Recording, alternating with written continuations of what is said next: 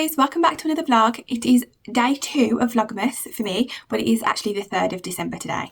So today's video is going to be a kind of how I organise Christmas. So mainly about my teenagers, how I organise Christmas for my 4 teenagers and for my immediate family, and who I buy for, who I don't buy for, that kind of thing when it comes to presents. I'm not talking about food or anything like that. I'll do another video on food. This is just about presents today. The things that I do is, by November 1st, I say to my 4 children, now I've got a 20-year-old, a 18-year-old, a 16-year-old and a 13-year-old. My older 3 are girls and my youngest is a boy. And all my 3 girls are very, very different. They're different, completely different personalities. Like, they're not alike at all. They're all so different. They're into different things, like, you know, that kind of thing. So I always say to them, by November 1st, I need like a rough list. Now, the rough list that I get, or the child that kind of gives me the best organisation or the best organised list is Nita, my 18-year-old. Denita gives me, she's very much so like me, very organised, likes to write things down, likes to know what she's doing, likes to know what she's getting. So she'll research things that she wants to get. And then sort of gives me the list, the price, where to get it from, or she'll just, or what I've done in the last like year or so, like couple of years, is I've said to the kids, send me a link of the things that you want, and then I've got it on my phone then, so I don't have to go searching for it. It's just, the link's just there. And if they want to buy something from like the same shop, like for example Bershka, I'm like, okay, send me the links to it and I'll buy it all together, just so that I don't have to pay like lots of shipping fees, because I don't like picking up parcels. I'd rather get it to my house. I don't want to go pick up one parcel, hate doing it. November 1st, I'll say, so as my kids have got older, I've said to my children, okay, this is your budget. Say their budget is £100. It's not, but let's just say it is. Your budget is £100. You then have to divide up what you want to do with that money. Now, if you want to keep money, like you don't want to buy presents, you want to keep some money, that's fine. That means you'll have less presents to open, that kind of thing. And as a 20-year-old and 18-year-old, you know, they're kind of like that, they do want money more than they do stuff. But my 18-year-old doesn't want to do that. Yes, she has money that she has from like student loans, student finance, that kind of stuff. But she also has, she also wants presents from us, like she wants to open things on Christmas Day. Whereas last year, my 20-year-old, I think only had like 3 or 4 presents and the rest of it was money. So, which obviously when everyone is opening their presents on Christmas morning, you've only got like a 4 or 5 presents. It's not many, but that's the choice that you made and that's what you want to do, that's fine. But I think she thought last year, you know, her presents she took a really long time opening her presents, because I think she felt like, she didn't have as much, which was true because she had the money. So she got a lot of stuff from my mum, but my husband and I chose to give her the money because that's what she wanted. So we only got her a couple of things, which is fair enough. So but this year, my 20-year-old has asked for concert tickets. So she's bought her own concert tickets and we're paying her back. And then she's asked for a couple of clothes, and she's asked for like an album and stuff like that, like, you know, what most 20-year-olds want. She used to have a car, she doesn't anymore, because when she went to university, she had nowhere to store the car, so she sold the car. But my 18-year-old does have a car, and she is going to be moving into her university accommodation from January, because she finds the commuting a bit too much, because she gets home quite late. And the trains are constantly cancelled and changed in New Street in Birmingham, which is a nightmare for her. She will be going into a student accommodation in January, so she's getting rid of her car because she won't need her car. So yeah, it's less insurance and tax, because my daughter pays her own insurance and her own tax, and her own petrol, so responsible, definitely.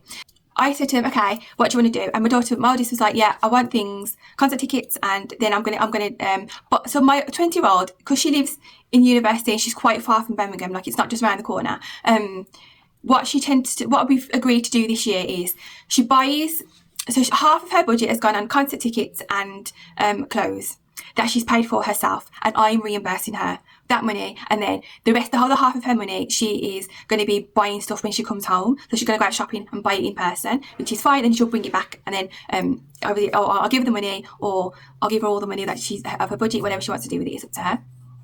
My 18-year-old has given me a list, and hers hasn't really changed from when she was like before she was 18. She gives me a list, or she sends me all the links, and I know that I do like a little folder on my phone. That's all her links, and then I do another folder for my other daughter, another folder for my son. Now I will explain what I do with my son in a second, but my 18-year-old, she has sent me all the links, or she's like, okay, I want to buy all these things from this one shop, and I'm like, okay, buy it all now, and I'll give the money, or I'll buy it all, and then that'll be it. So that's what we do with her.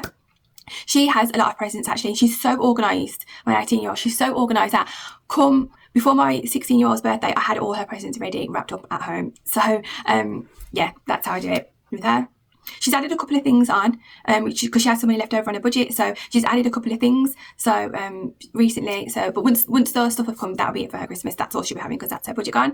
And I think it's very, very important to give your children a budget. Once they can kind of understand money, I feel like you should give them a budget. And I'm telling you, once your kids know that, yeah, they have a budget of a certain amount, whatever the amount of the money it is, they kind of are really good at finding things in that budget. So I recommend, as soon as your children are old enough to know budgets and money, to give them a budget and to say, like, this is what it is, this is how much you're having, and you've got to keep within that budget. And they are really, really good at that. I find my children are really, really good at that.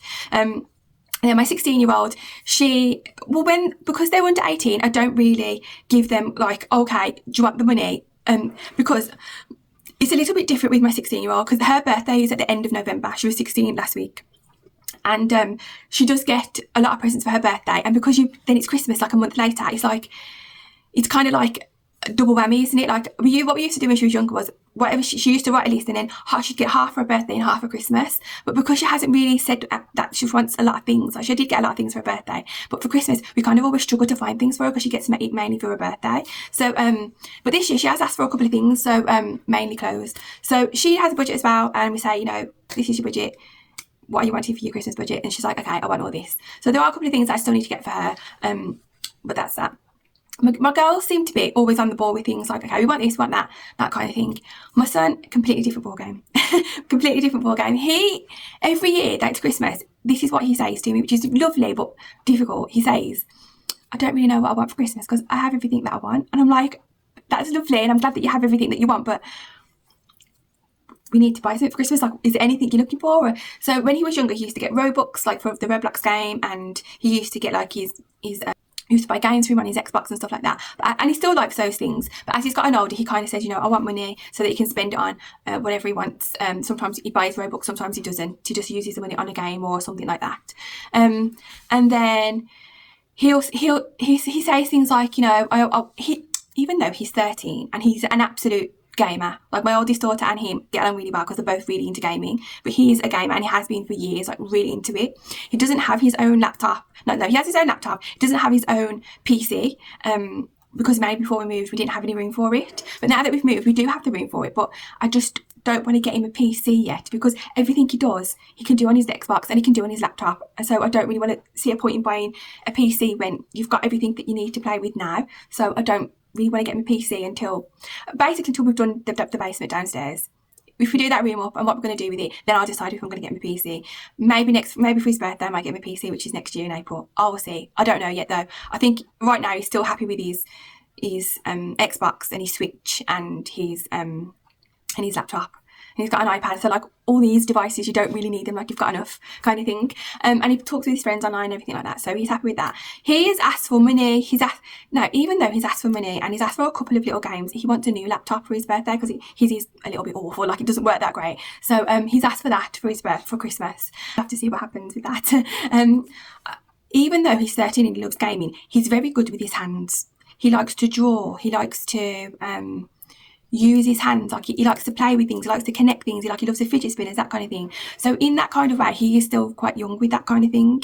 He does have a phone. He only goes on his phone to talk to his friends. Other than that, he doesn't go on his phone. He's not really a phone person. He watches videos and that's it. He doesn't have social media. The only social media he has is WhatsApp, so he can talk to all of us, and that is it. He doesn't have social media. Which is nice, but he does play a lot of games and stuff like that. So he's asked for a couple of games that he wants to buy, which is fine. But because a lot of his stuff that he wants to buy is online and he's asked for money, it's kind of not giving a lot of presents in his like little sack, in his Christmas sack. So every time I go out, I kind of look for things that I think he might like, and I have got a couple of things that like fidgety things that I think he'll really, really like, and will keep him quite occupied on Christmas Day. So yeah, I've got him a couple of things like that. I will kind of show on Christmas what each child got and things like that, what I got, what my husband got, and what we got my mum and stuff like that. So I will show those things, but I'm still kind of trying to find things that, like when I'm out and about, trying to find things that I think he'll like and I think he'll enjoy, because he can be a bit tricky. He can be quite tricky actually, like to find him something, he really can. But that's how I do it. Like 1st of November, I need the list. And like, if we're out and about and the kids are like, oh, you know, that's really nice, and I know we're not coming back to that place for a long time, or, you know, we're out somewhere and we've not been there before and they like something, I'll get it on the slide. Like, oh, I'll go get that, and I'll be like, I'll save it for Christmas, that kind of thing. So that's also what I do. So when it comes to stocking fillers, now stocking fillers are, for me, are kind of just what we call like general stuff. Like, it doesn't have to be like a present. It can be something that you actually need. Like, it can be something like underwear or socks or pajamas or bedding that you want, or something for your room or something like that. That's what I call like stocking fillers. But I don't be like, oh, open your stocking filler and it's a pair of pants. It's not like that. It's just like, I'll put a few stocking fillers in there, and they kind of they know the stocking fillers are nothing like really what they want. It's something that they need. And it's just like a little bit of fun to open it, and that's all the stocking filler is to me. I might get them like a really nice brush for their hair, or just stuff like that. Like one year I got my son a little Rubik's Cube, and that kind of thing. Like, it's just stuff like that. I mean, I think we do buy a lot of clothes for the kids at Christmas, clothes that they've asked for, and shoes. They always get like a pair of shoes each that they want, normally like, you know, Nike or something like that, and pajamas and that kind of stuff. But yeah, that's the kind of thing I get with stocking fillers, things that they need, and things that they don't really ask for, but things that I think they should have, and it's just like little things to open, which is fine. Now, speaking of Christmas, like stocking fillers, I also do a Christmas Eve box. So I know people do like bird baskets or December baskets and that kind of thing. I've never done that. I just, on Christmas Eve, that my children wake up to a Christmas Eve box. Now, it's not an actual box. I just lay them out next to, like, with their names on it, and I'll show you what I do on a Christmas Eve. And it's normally Christmas pajamas, like what they're going to wear on Christmas Eve to wake up on Christmas Day to open their presents with, Christmas socks, and then it will be a little present of some sort. So in the past, we've got them like little dominoes, or we've got them like little makeup stuff, like just something that they can have on Christmas Eve that they can use, like eyelashes, that kind of thing. So yeah, it'll be something small like that, or like something like a phone accessory, or like a phone case, something like that, as a Christmas Eve present. Because Christmas Eve we're really quite busy. I do a lot of cooking on Christmas Eve in preparation for Christmas Day, because I don't want to be cooking all day on Christmas morning. It takes a lot out of me, and then I'm trying to just, and then my mum's trying to cook, and then my husband's cooking stuff as well. So it's like we all take it in turns, but then someone's always out of the room, and we're not spending much time together because we're constantly jumping out of the room doing food. So yeah, but that's basically what we do. I do with the kids with the presents. Now, when it comes to my husband, as I said before, his birthday is in December.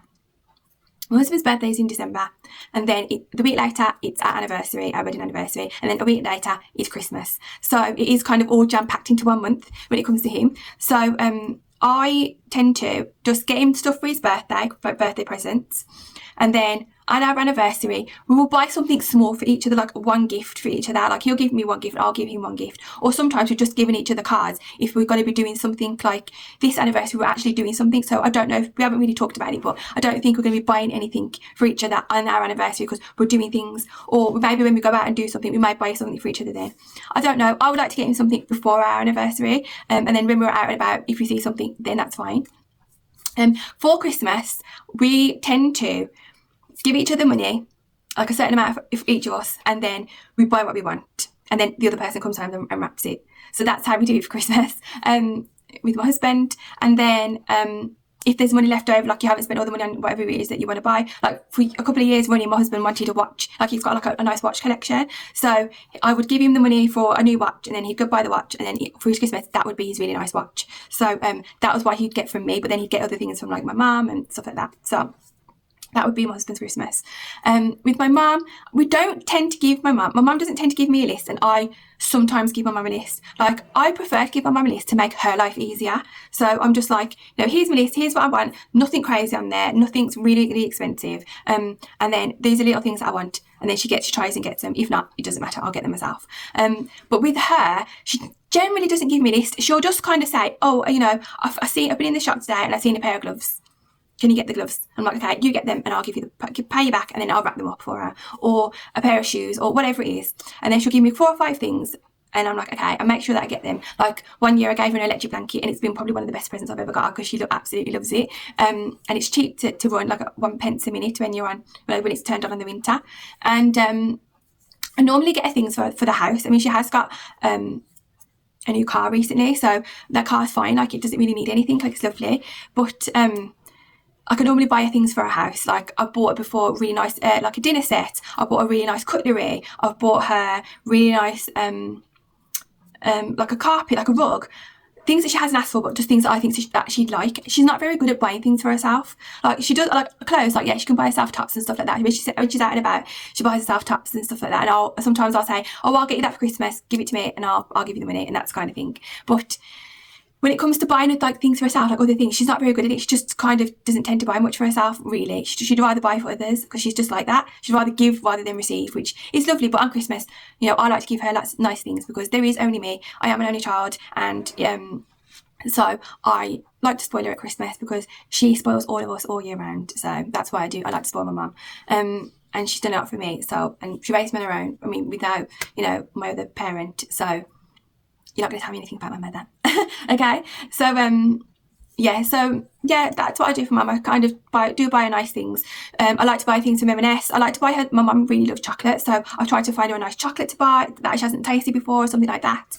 I do buy her nice stuff, for like her birthday is in April as well, and I do try and find her nice foods that she, like, to buy for her birthday because she really enjoys, she's a real foodie, she really enjoys her food, and she really enjoys like she really likes the taste of food, like she really appreciates food. So that's probably one of her things that she really enjoys. So I'll buy like a really nice steak and literally give it to her as a birthday present. And that might sound strange to some people, but when you're buying something decadent like that, like an expensive steak or whatever it is, something different that you know that they like whatever their thing is. Like for example, my mum doesn't really wear that much jewellery. She's not a jewellery person. She likes rings and that's it. And I got her a nice bracelet for her birthday, a really nice one, and she really liked that. So that's the kind of things that I buy for her. But Christmases are normally, birthdays when I buy jewellery for her, but then Christmas I don't tend to buy jewellery for her, but I tend to buy things that I know that she'll like.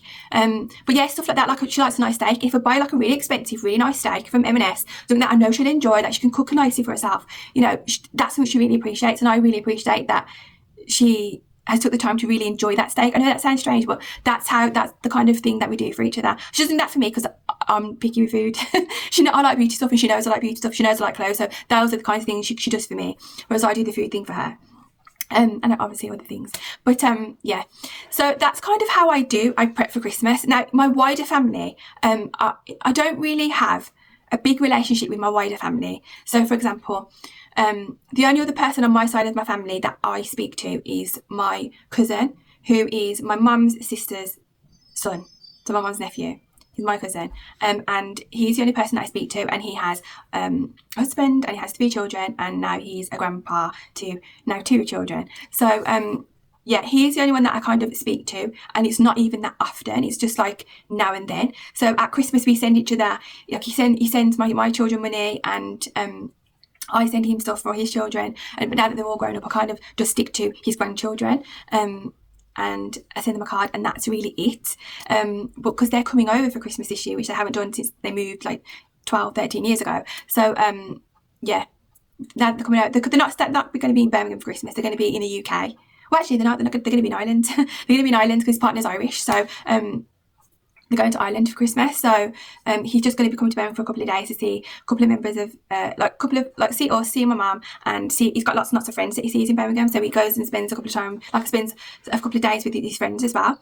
So that's it. Now on my husband's side of the family, like my in-laws, we don't buy for either.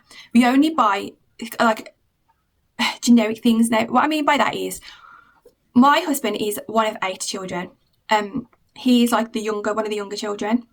So he has lots of older brothers and sister. So they don't live in Birmingham, they live in London, along with my husband's father, who lives in London as well. Now, we don't see them that often, maybe once a year, or twice a year, if that. But he has 2 siblings that live in Birmingham as well. So those 2 siblings have families, and so then we do kind of buy something for them. But when I say generic, I mean it's like a tin of chocolates and a bottle of nice wine, or it will be a bottle of like wine and a card, like it's just something like that. And sometimes we get it back, sometimes we don't, which is fine, because it's like they always give us a card, but sometimes they don't get us anything. But we always try to make the effort to buy them something, like a card, chocolate, wine, that's it. That's kind of how it is with the wider family. With my in-laws in London, we don't tend to send cards or buy presents unless they're here in Birmingham. If they're in Birmingham, then we will kind of just give cards or maybe get them some chocolates, because there is so many. It's kind of like, it can be a bit expensive, but yeah, if they're coming to Birmingham for Christmas or something like that, like when my mother-in-law comes over from Africa to spend Christmas here, we'll get her something, and we'll see her like Christmas Eve and stuff like that. So, or we'll go later on in Christmas Day. They'll kind of go in the evening to see my mother-in-law for a couple of hours, my children and my husband, or sometimes me, depends. So yeah, that's what we did. Then we buy her something. Obviously, my mother-in-law would buy her things. But this year she's not going to be in the UK. She was last year, and she's coming next year now, I think.